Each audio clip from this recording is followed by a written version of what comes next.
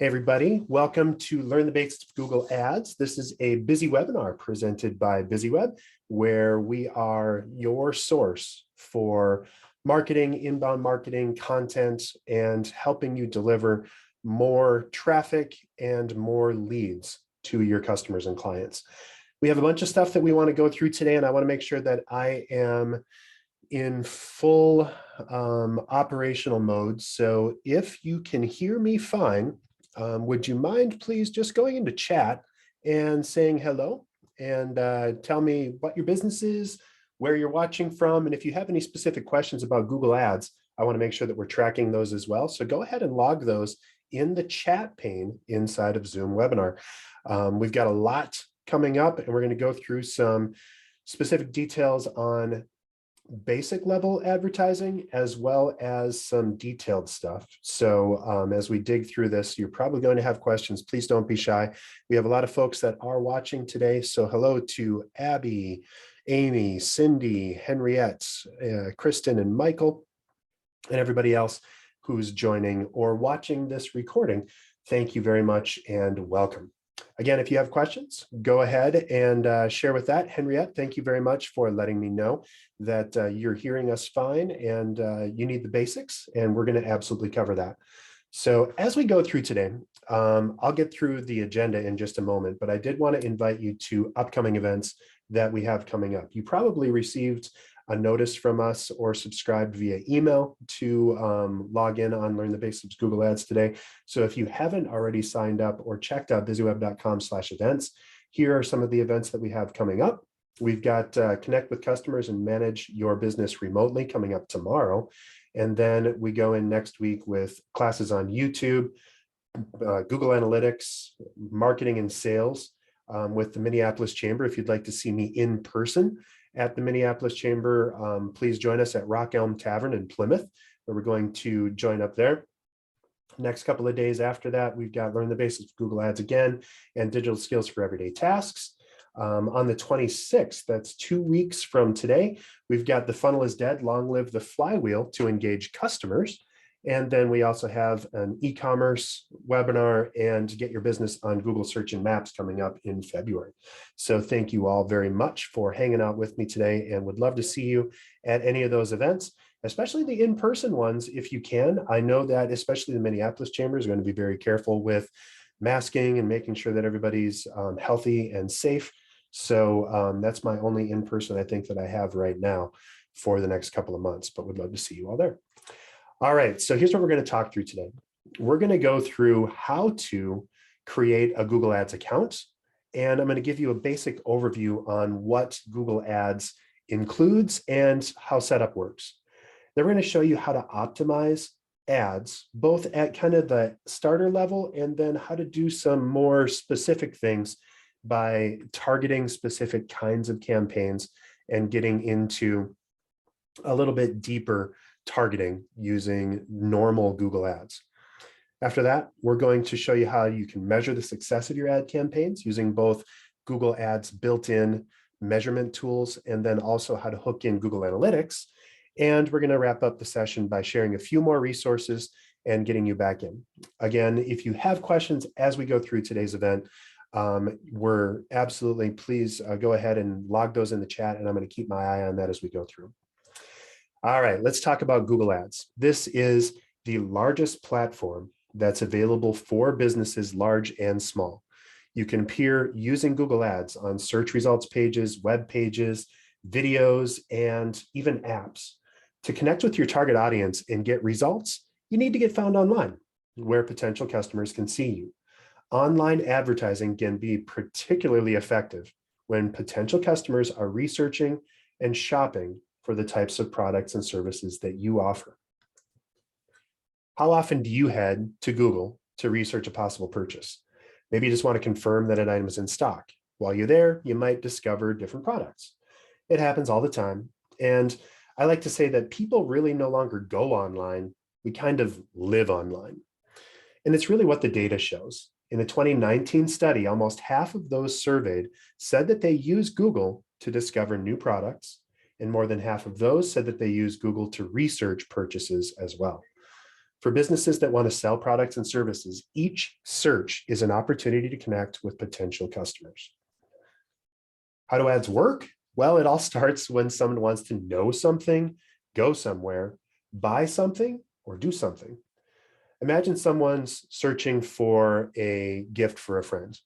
You grab whatever device is handy, your computer, laptop, tablet, smartphone, and you go to Google to search for that answer. You're not sure what you're looking for, so you type in a word or phrase that describes what you need. Maybe gift for book lover or gift for foodies. That's called the search query. And then you're going to see what turns up. Google shows a search results page, a list of websites and information resources related to what you typed into Google, including, of course, relevant ads. Ads are chosen by an advertiser auction that runs in real time. In a matter of milliseconds, Google will determine the auction winner and display it on the search results page. Whether or not a particular ad is offered to that customer depends on how the ad was set up, including the ad's bid and the advertiser's budget. The bid is the maximum amount that an advertiser will pay for a click on that ad. Now, the amount of the bid and the budget isn't the only factor that determines if an ad is shown to a particular searcher. The system also considers the ad's quality. In other words, a high quality ad that is targeted and that meets the needs of the intended searcher will actually show up better with a lower bid, and smaller budgets can get good visibility if you spend some time making sure that that ad is useful to your intended audience. If the searcher sees something in the results that look like a good fit, you click and you go on to learn more. If you click the ad, you're directed to a page on the advertiser's website. This shouldn't necessarily be the home page of your website. It should probably be a direct answer to the need that you've identified in the ad. So if we're looking for that ad for the foodie, right? So you're looking for specialty herbs and spices. If you click on a buy one, get one ad for a special kind of spice, you don't want to go to the homepage and have to look all over the place in order to find what you're looking for. You want to get right to that buy one, get one offer.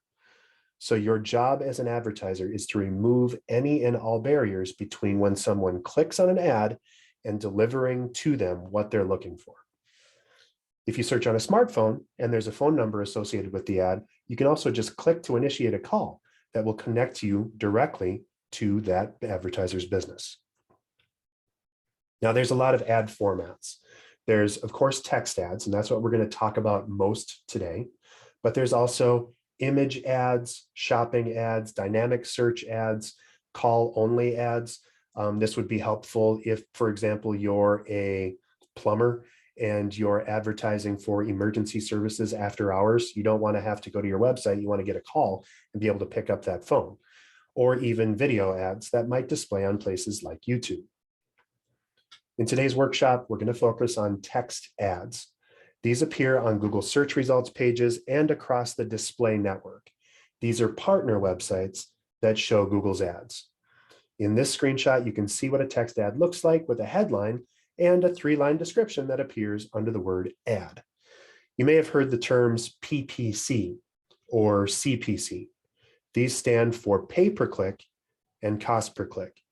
Text ads on Google search use a PPC, pay per click, pricing model. This means that advertisers pay for ad clicks, not simply to appear on the search results page. The display network offers other bidding options like CPM, cost per 1,000 impressions, or CPV, cost per view for video ads. But again, we're talking about pay per click ads today in a text format. Before using most of Google's products and services, you do need to create or sign in to a free Google account. A Google account is a username and password that lets you sign in once to access all connected Google products. Gmail, Google Docs, Google Business Profile. Here's what you see when you're prompted to sign in to create an account. There's a box that asks for your email or phone number associated with that account as well. You can use any free Gmail address, or you can register your own business email account if you prefer. The key thing to note is that all of your notifications for your Google advertising, if you're signing up for Google Ads, your Google Analytics, your Google anything else, are going to be associated and notified through that email address. So don't set up a random Gmail account that you're never going to check again, because you need to keep tabs on the communication that you get from that account. That's why I like using your own email address and just registering that address as a Google account. For example, I have dave@bizzyweb.com as my Google account. So everything that happens is automatically identified and sent to me at my business account that I check all the time. After you're in, you go to g.co/ads to set up your Google Ads account. Here you see a sample ad with a relevant search term, as well as a button labeled Start Now. That's that big blue button in either the middle of the page or in the upper right, where you can click to get started. Now, there's no fees to set up an account. No startup, no cancellation, no minimum commitment, and no contract with Google Ads. You can turn campaigns on and off as often as you wish. With pay-per-click advertising, you only pay if someone expresses interest in your ad by clicking on it with their finger on a phone or with their mouse on a computer. You don't pay for people who aren't interested. This means you pay for results, and it's easier to measure actual success. If your ad isn't giving you the results you want, you can edit it, pause it, or cancel that ad at any time. Again, you only pay for the clicks that already happened. When you first open up your Google Ads account, Google will take you through the steps to set up what's called a smart campaign. Smart campaigns are Google's solution for small businesses. Smart campaigns use Google's tech to automate campaign management to help you reach your business goals. As you can see here, Google Ads will ask you a question like, what's your main advertising goal? And the options include get more calls, get more website sales or signups, which is the most popular one, and get more visits to your physical location. This would be helpful if you're a restaurant looking for more walk-ins, or a spa or salon. To start, select one of the three goals. Again, you're going to go for get calls, website sales or signups, and get more visits. From there, you're going to enter your business name. Again, this is only happening on the first setup of this account. So if you get that account in, you're not going to have to enter your business name every time. But in this case, we're just setting up for the first time. So this is what it looks like. In our case, my example is the Spice House in Chicago, Illinois. Next, you'll enter the website address that you want people to visit. The image shows what the page will look like, with a prompt to tell people where to go after they click your ad. This might not be, and probably shouldn't be, your website's homepage. Ideally, clicking on an ad will take the searcher directly to whatever you promise in the text of that ad. A buy one, get one should go to the buy one, get one page on your website. This might be a page with a product or a service that you're promoting. The message on your ad should match the message on the web page that you send people to. Next, you're going to write your text ad. In this slide, you'll see the form that you create to fill out your ad. You're going to go headline 1, headline 2, headline 3, 3 different options for headlines. And those have a total of 30 characters each that you can use. Why only 30? We're going for minimal text because you only have so many characters that show up, especially in a mobile search. More than half of all searches online happen on mobile devices. And so we want to optimize for both mobile and for regular computer searches. During the setup, you're going to write an ad, and then it's going to include the 3 headlines and the 2 descriptions. The descriptions are up to 90 characters, and Google will automatically mix and match the headline and the description to maximize your event or to maximize your results. We're going to talk more about writing effective ads a little bit later in the workshop. Now, Henriette asks, I run events. Should I use get more visits to your physical location or get more signups because you sell tickets? In that case, you would probably want to get more signups and direct people to the sign up page for that event. You want to promise, sign up for our event today, or learn more, or whatever the promise is of that event, right? And then it goes right to the sign up page for that event. They're going to fill out their content. You want to be as quick as possible and as low in total barriers as possible when you set that up. So maybe it's just going to be fill out your email and we'll get you more details. What you don't want to have people do is visit or click on that link and then either feel like there's too much for them to do or that they have to keep searching to find what they're looking for and then wind up leaving. If people decide to come back later to a page or to a click, it's the same thing really as never coming back again because we all have so much going on. So Henriette, great question. You should definitely go to get more signups on your site. Great question, and everybody else keep the questions coming. So step 4, we wrote our ad. Now we're going to add keyword themes in step 5. In Smart Campaigns, you'll be asked to select keyword themes. These themes should be related to the product or service being advertised. The system suggests themes, and you can turn off specific themes if they're not a good fit for your ad, simply by clicking the X next to it. In my case here, add keyword themes to match your searches. It automatically recommends some based on your business, but you can just X out the ones that don't work. So if we don't want organic spices, or if we don't offer sweet spices here, we would simply click the X. And then there's other suggested themes that I can add as well. Remember, the theme should match the message in your ad, not necessarily everything that your business has to offer. Next, select the geographic locations where your ads are eligible to appear. Google Ads gives you a variety of options. You can input zip codes, cities, regions, or even a radius around your business as shown here. Using the radius, you can target from 3 miles to up to 40 miles around your physical location. And you can always go back and adjust these settings later. After that, you're going to set a budget. You choose your average daily budget. Your average daily budget is the average amount that you could spend each day. On the screenshot, you can see this during the step, several options for budgets, including one labeled recommended. And if you click the question mark next to that recommended, it tells you why it's recommended. Usually because that's what your competitors tend to spend when they're searching or when they're using similar campaigns.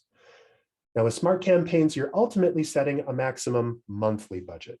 While your daily spend may vary slightly, the total amount that you'll spend in a month will never exceed your maximum monthly budget. It's calculated by averaging your daily budget or multiplying your daily budget by 30.4, which is the average number of days in a month.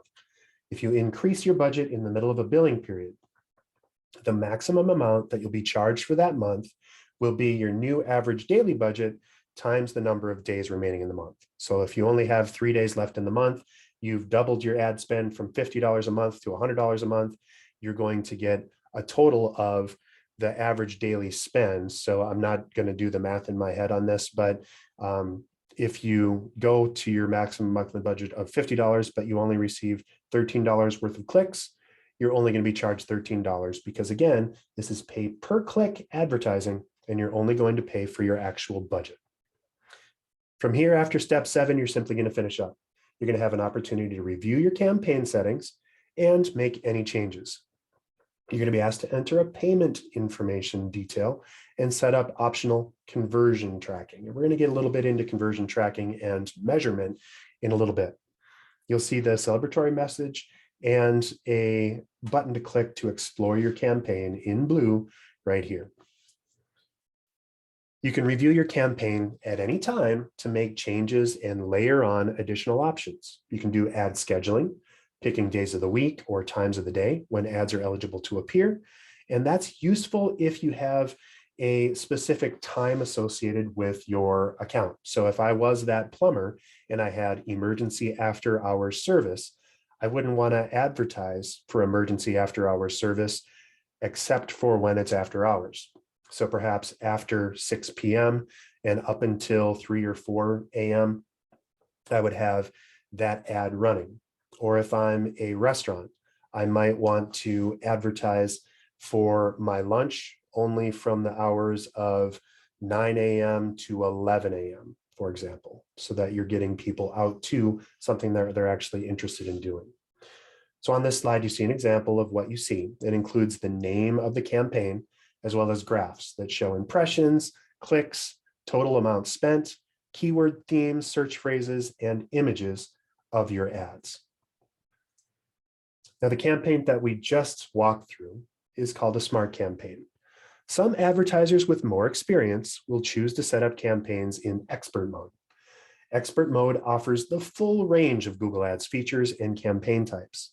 It gives advertisers more complete control over their bidding strategies, but it also requires more complex management. This is why we recommend it for advanced marketers and advertisers. With expert mode, you create search campaigns, display, video, app, and shopping campaigns. And the chart on this slide compares smart campaigns with search campaigns in expert mode. So on the left, we see smart campaigns. Bidding is automated. They do it for you in smart campaigns, and you manage it in search campaigns. Ad extensions, keyword extensions, same thing. Keyword editing, you get themes in smart campaigns, or you edit individual keywords. And I'm going to show you more about narrowing down your keyword results in expert mode. Reporting, you can get simplified dashboards highlighting important stats or detailed reports for each campaign at the search level. Automated campaign for where ads show, and you pick where your ads show up in expert mode. And then landing pages, you can have multiple in expert mode. To get strong results with expert mode campaigns, we recommend that you manage your advertising on a daily basis. Now, as I mentioned at the beginning, we're focusing on text ads. Now, I've showed you how to create an ad using a smart campaign. I'm going to dip into expert mode a little bit just to show you how to create a text ad that will show up in Google search. To switch from smart campaigns to expert mode, you're going to navigate to a new campaign. And if you started a smart campaign but did not complete it, you may have to click the back button to go back and start a new ad in order to go to expert mode. You're going to switch to expert mode. You're going to click this link that's highlighted in blue that shows up at the bottom of your screen. From there, you're going to go to all campaigns and click plus new campaign. It's very obvious, can't miss it, it's over on the left. You're going to select a goal, and then you need to select a campaign type. To create a standard search campaign, click the option labeled search as I've zoomed out in this particular thing. But you'll see there's all kinds of other boxes. Search is in the upper left, and then there's shopping, video, discovery ads in video, all that stuff. So pick whatever works for you and then go.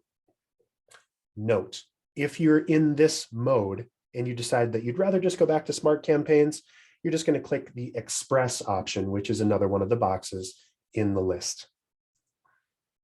Once you get used to setting up ads, you're going to want some strategies to improve them. Remember, you can always edit an ad after it's already running.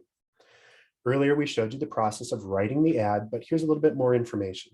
Again, headlines appear at the top of your ad and can be up to 30 characters, and you get 3 shots at your best headline. Your headlines and other parts of your ad, including extensions, may show up in different configurations based on the device that a potential customer is using. If they're on a phone, if they're on a tablet, if they're on a computer. Google Ads will predict what the best display is by device and optimize that ad slightly. As a note, as you're typing things in, you can see, as highlighted here, that the preview will show you what your ad's going to look like. So you get to input that. So you're going to do our 3 headlines, our 2 descriptions. Our display path goes specifically to a place on our website. I have a little bit more detail here. I have a couple of different paths which are 2 different landing pages that I can drive people to. And then again, my descriptions. So you go through it, enter all of your content in. The final URL is the page on your website that people reach after clicking your ad. Again, it should be the completion of the promise that you made in your ad. If I'm offering exquisite spices and seasonings, I'm going to the online spice store because that's what I've highlighted here. It's important to focus on showcasing the most relevant, compelling information in your ad. A promotion and call to action for your potential customers can also encourage clicks. A great ad highlights what makes your product or service unique. You might want to include prices, promotions, or exclusives. Empower your customers to take action by explicitly saying take action, and include at least one of your keywords in the headline of your ad. Remember to always check spelling and grammar. Typos look unprofessional, and they can hurt an otherwise compelling ad campaign. You can get more text tips for writing effective ads by going to g.co/tips. text add tips. And actually, let me copy that and put it into the account. I'm pasting that into chat so you can visit that right now. Now, a few more tips to improve your ads. If you're in expert mode, create very specific target audiences and ad groups so that your ads appear more relevant to customers. You can create as many ads as you want, and you can toggle those ads on and off. Again, you're also going to be setting your overall budget, so you're never going to spend more than what you've budgeted inside of your ads. And if people only click a couple of times on those ads, you're only going to pay what the bid price was per ad. So if you budget $50 for your monthly ad, if you only have one click, Google isn't going to charge you $50 for that one click. It's only going to charge you whatever that ad was bid for. The higher quality the ad and the more targeted that ad is, typically the lower the price. So you want to spend some time to optimize these ads to make them as specific and as useful as possible to your ultimate audience. So remember, just write simple and enticing ads. Look through and search for your product and service. Try some test searches. You probably shouldn't click on ads that aren't for you. You don't want to click on your competitors' ads. That's kind of a no-no. And Google actually has some ways that it protects people from ad poaching or clicking on ads if they're not real. But just go in and try some, make note of what seems to be working and what shows up to you, and think about your customer as you're clicking. Sometimes I run into this all the time at BizzyWeb with our clients. They say, well, I hate email marketing, so I don't ever want to see an ad, or I don't ever want to see an email go out to my customers. Like, yeah, but maybe your customers prefer to receive an email versus receiving a phone call or having to click on an ad. So think about what works for you, and more specifically, what works for your customer. Try a number of different ad variations. Don't be shy. Again, you're only going to pay for actual clicks. So trying different versions or different things, using strong calls to action and trying different calls to action, like click here to save 20% or call us for a free consultation, can be very helpful and useful. And make sure that you're checking your ad performance. If something's not working, fix it, switch it, change it. You're not stuck in any one format as you move forward. All right, so let's keep moving forward here. If you create a smart campaign, you again take care of keyword themes. Themes help the system automatically generate keywords for the campaigns. These are called search phrases that will determine when ads should appear. Search phrases are automatically generated based on selected keyword themes, which is why it's important to choose accurate keyword themes in smart campaigns so that your ads are going to show up to the right people.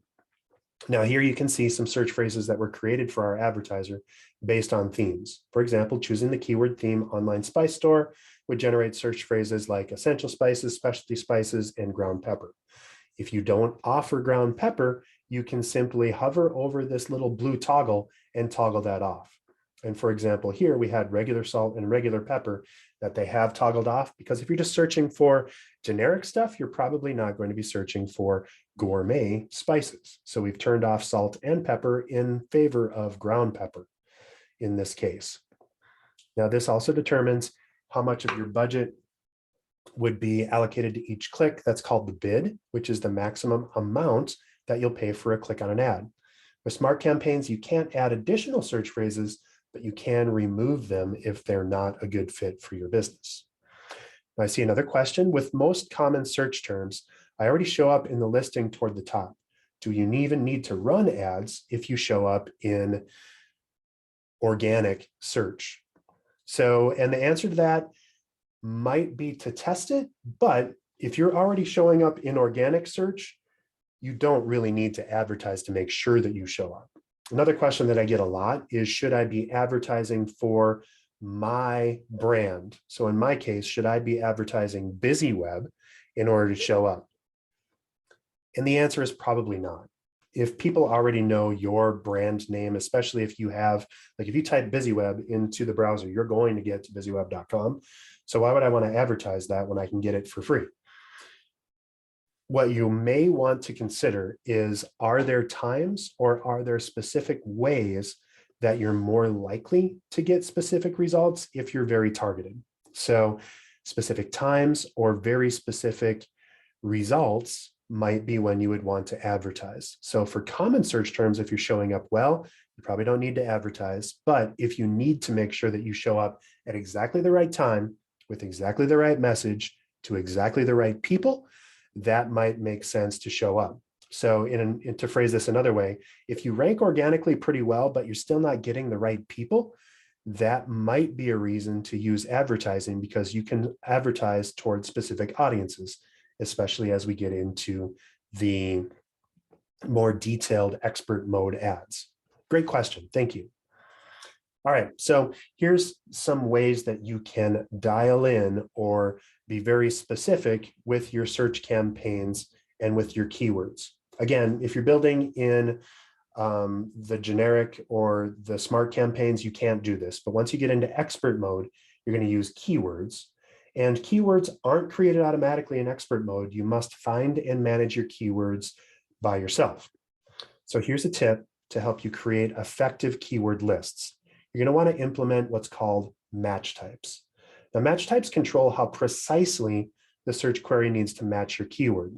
Default is broad match. That's what smart campaigns use.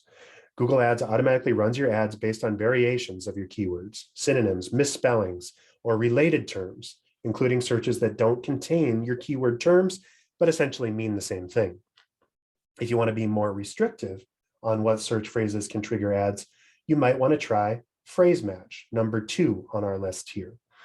Now, this is ads that show on searches that match the exact phrase or very close variations. So spice and other words that mean spice. Now, that's phrase match. Exact match keywords are surrounded by square brackets. And with exact match, you can show your ad to customers who are searching for that exact set of words, or very close variations that mean exactly the same thing. So close variations include searches for keywords with the same meaning as the exact keywords, regardless of spelling or grammar similarities. Of the 4 keyword matching options, exact match gives you the most control over who sees your ad and will probably result in a higher click-through rate. Finally, negative keywords, simply by putting a minus sign in front of your keywords, will let you exclude specific search terms. In my case here, I want to have people search for spices or kinds of spices, but I don't want people clicking on me with the result for Spice Girls. So I'm going to do minus girls because I don't want to show up for the pop group. I want to show up for specific spices. To find keywords for your search campaigns, you can use the Keyword Planner. To use this free tool to discover new keywords, you're going to simply log into your Google Ads account, and you're going to use the Keyword Planner as identified in the screen. Again, we're here and we've gone into the keyword plan. So that's right up here in Keyword Ideas in the upper left. Keyword Planner provides another way to create search campaigns that's centered around in-depth keyword research. Ad extensions show the extra business information with your ads, such as address, phone number, store rating, or more web page links. You can see how this looks here. Exquisite spices and seasonings, online spice store, buy virtual gift cards, and best sellers. I've added these extensions, buy virtual gift cards and best sellers. These both go to specific places on my website. They don't go to the same place. If you're creating a search campaign in expert mode, you can add extensions like price extensions, half off. In this case, I'm looking from $115 and up. Descriptions, I can do promotions, structured snippets, which mean the way that it shows up in the account. So this would be the stuff that shows up under advertisements sometimes, that's structured snippets.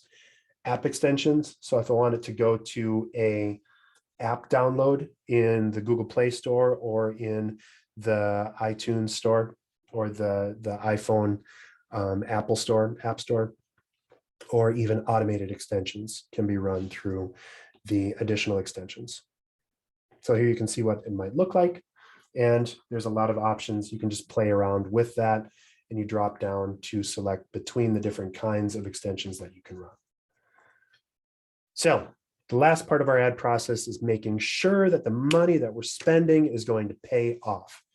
If you're not measuring, you're not marketing. And I don't know anyone that wants to spend money on campaigns that doesn't want to know what's happening. So measuring is very, very interesting and essential as you grow your business. When you set up ads, we talked about having a goal for each ad or campaign. Think about the goals of your specific ads. Does your ad make it clear to people what action you want them to take? And then did they take that action? And then of course, do your ads help you reach your business goals? In our previous example from one of our attendees, they wanted to get more signups for their events. Very easy, very measurable. If you're just doing a branding campaign and trying to get in front of as many people as possible, that's much more difficult to measure. Yes, of course, you're going to go by clicks, but you want to focus on what actually drives real revenue for your business. So I like trying to make it as tied to some specific action other than just visiting a website in order to get people to do what we want them to do. So I'm talking sign up forms. If you have an e-commerce store, that's very obvious. You want to get them to the place where they can buy. If you're a B2B business, which most of BizzyWeb's clients are, you want them to engage with you or fill out a form for a download or attend an event. Based on that, you can start engaging with them on a more one-to-one level and try to be as useful as possible. After ads start running, you can view reports on that ad's performance. To interpret reports, here's some basic terminology. First, we're talking about impressions. This is simply how often your ad is displayed on any given screen, anytime it has the opportunity of showing up in front of someone's eyeballs. An impression is counted each time your ad is shown on a search result page or other site on the Google network. Each time your ad appears on Google for the network or the network, it's counted as one impression. Clicks then are when someone physically taps or clicks on your ad. This is the blue headline of a text ad, and Google Ad counts that as a click. Impressions and clicks combined together show another important term, the click-through rate or the conversions. When someone clicks through, it's how many times it shows up versus how many times you click. So if you had 100 views and 10 clicks, your click to conversion rate is going to be 10%. The conversion then is what actually happens at the end. So if, for example, we wanted to sell tickets for our event, our click-through rate is how many people are clicking to get to my registration page. My conversion rate is how many people actually went all the way through to sign up. Smart campaigns offer simplified reports. These include impressions, clicks, calls, and conversions, which are optional and need to be tied in with Google Analytics. You can see what that looks like here. And I can even see that I haven't set up conversions yet in this particular ad because it's telling me to click to get started in order to set up analytics.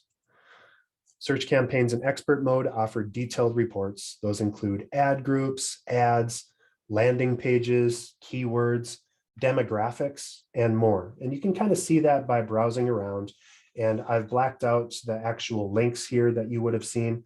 But in this case, I can see that 553,000 clicks against 64.4 million impressions with an average click or cost per click of $1 and our total cost of $559,000. So your ad spend is probably going to vary semi-dramatically from this, but this is an example of what a inbound or what a click campaign report looks like. I just mentioned that you should probably connect up in order to get conversions. In order to do that, you're going to need Google Analytics. Good news is that Google Analytics is a free tool that easily integrates with Google Ads. Linking your ads account with your analytics property lets you see the full customer cycle, from how users interact with your marketing, how many ads are viewed by how many clicks, to finally completing the goals you've set for them. Our signups on our actual event, or our purchases, or our clicks, and incorporating actions into our buyer's journey. To start collecting basic data from your website, you're simply going to create or sign in to your Google Analytics account. if you go to g.co/analytics, and again, I'm typing that into the chat pane for you, g.co/analytics, and then you're going to either sign into analytics in the upper right, or if you haven't yet gotten started with analytics, you're going to click start for free. To create that account, you're going to get in, and then you're going to set up a property in your analytics account. Properties are probably your website, or if you have an app that you're advertising or marketing or measuring against, it's going to be an app, but it's whatever you're trying to measure. Most of us are going to be setting up properties for our website. So, covered a ton today. Again, don't be shy about opening up and asking me any questions that you have about how Google Ads works. If you have specific questions or struggles that you've dealt with before, I am going to stop recording within the next 10 minutes or so. So if you have specific questions that you want me to handle offline in the non-recorded version so that we can just talk about it, by all means, feel free to do that. And just mention in your question offline so that I know to answer that question after recording is done. Text ads are a great starting point, but there are many other opportunities for you to showcase your products and services. Here you see an entire consumer's online journey. Different people need different touch points before they decide to use your products or services. For example, again, we're going back to our foodie friend, and we're looking for a search for gift ideas. That might lead you to the website that sells essential spices, but then you might also find a YouTube video about how to spice up mac and cheese. And then you might search to see if there's a retail store nearby, and you might get a bonus email with a buy one, get one coupon. Setting up Google Ads can help your products and services appear to potential customers, but you should also explore other ways to be online. That might be a YouTube channel. It might be an inbound marketing campaign. It might be using your HubSpot or your online marketing measurement tools and or automation tools to help continually reach out and connect and re-engage with your customers where it makes the most sense. Think about it. And if you have questions on how to do any of these things, again, would be happy to follow up with any of you after today's event. You can just send me an email at dave@bizzyweb.com. I'm actually going to type that into chat as well here, dave@bizzyweb.com. So send me an email if you have specific questions about how any of this stuff works. And of course, if we can help you, we'd love to chat about next steps. There's a few more resources that I wanted to guide you toward. The first is Grow with Google On Air. These are free resources to help you grow your digital skills. Just basically videos on demand. They're a little bit higher level than what we talk about today. I deliver trainings on these separately through Grow with Google. If you want to sharpen your business and marketing skills, there's Google Primer. This is an app that you can download to your Android or Apple device. A series of short, fun lessons that are all less than 5 minutes each about almost anything under the sun. And there's lots more at Skillshop. Skillshop was formerly called Academy for Ads, but it's since broadened out to all kinds of different things. You can optimize and review how to do search engine optimization or SEO. You can look at how to set up Google YouTube accounts or Google Analytics or dial in much deeper. And you can actually get certifications that you can use if you're a marketer, for example, and want to show that you've achieved and experienced some specific things. There's lots more training at google.com/grow.